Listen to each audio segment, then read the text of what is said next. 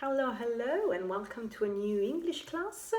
Novella Benedetti is my name. I'm your English coach. And today we are going to have a super exciting class, well, exciting if you like languages like me, about vocabulary. We're going to explore a bit of business English and all the words related to work. Okay. Before we start, please feel free to take a look at my website. If you're already on my website, don't worry, this is just for YouTubers. You can find the link below. And I'm mentioning you my website because you can find the Italian translation of this lesson, okay? So if you have some troubles following me, you can find the Italian version of it. Of course, feel free to resort to the Italian version of it when it comes to spelling of some of the words we are going to take a look at today, because some of them can be a bit complicated for Italian native speakers to speak.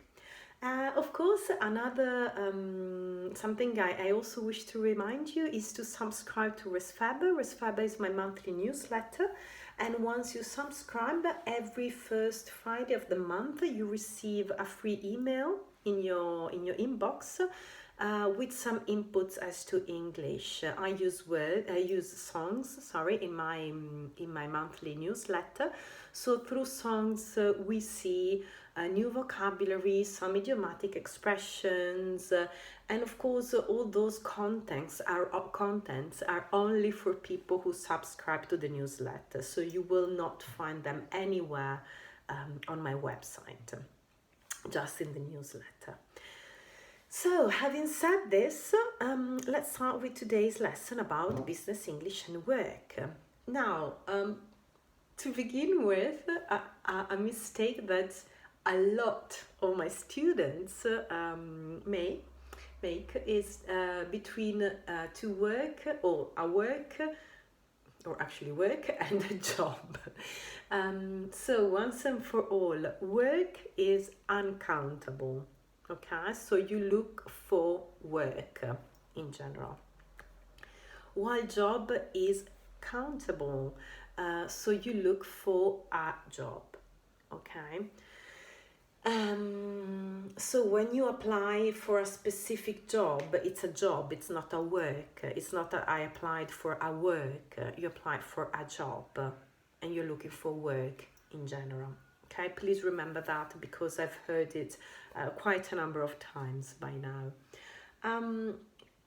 Then, when it comes to the word of work, the first and really important word I would like you to remember is the word employ, because from this word employ, which is a verb, it can be used to express to use, but also to make people work, per cui occupare le può usare, ma anche usare le persone nel senso di occupare, dar loro un'occupazione, no? To employ.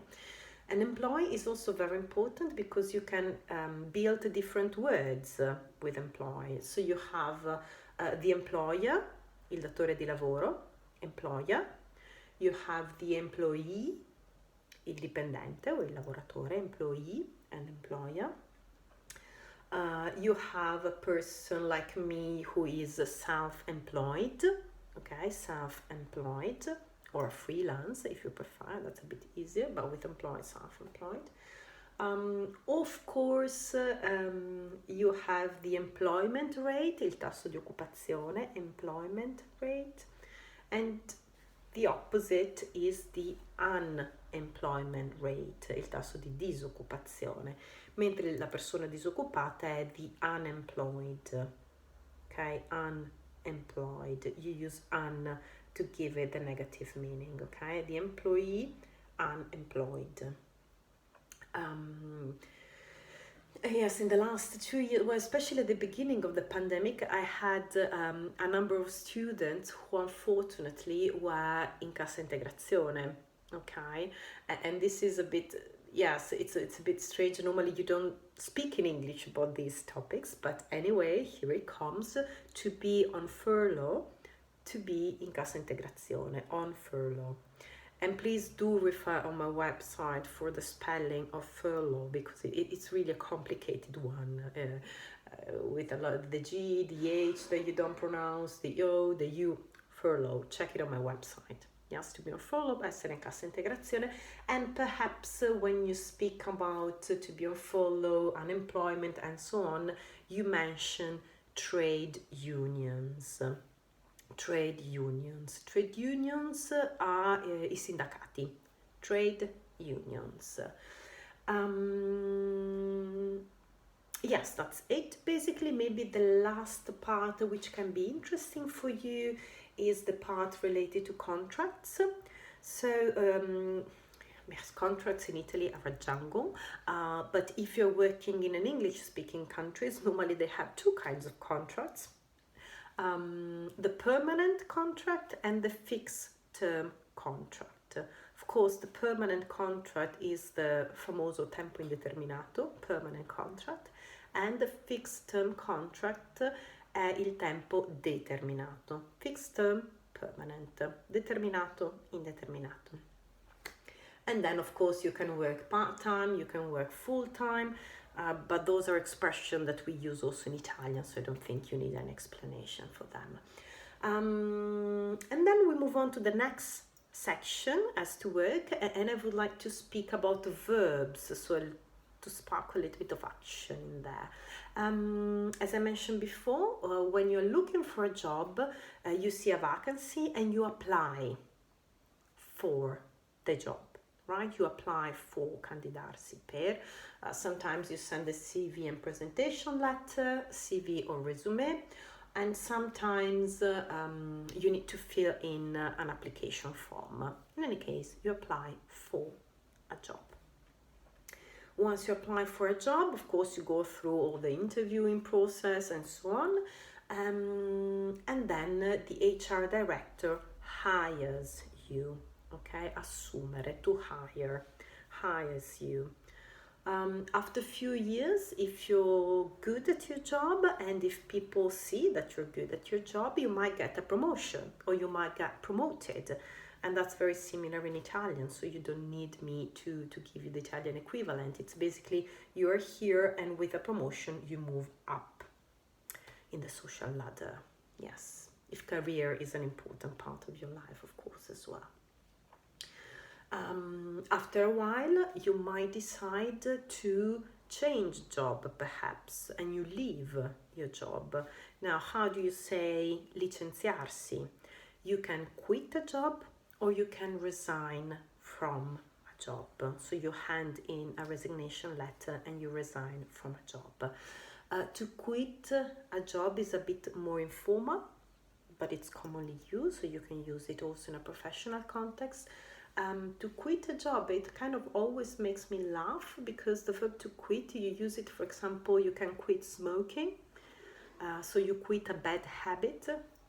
Smoking, for example, is bad for your health, so you quit smoking and you quit a job, which in a way, depending on the job, it can also make sense too, I suppose.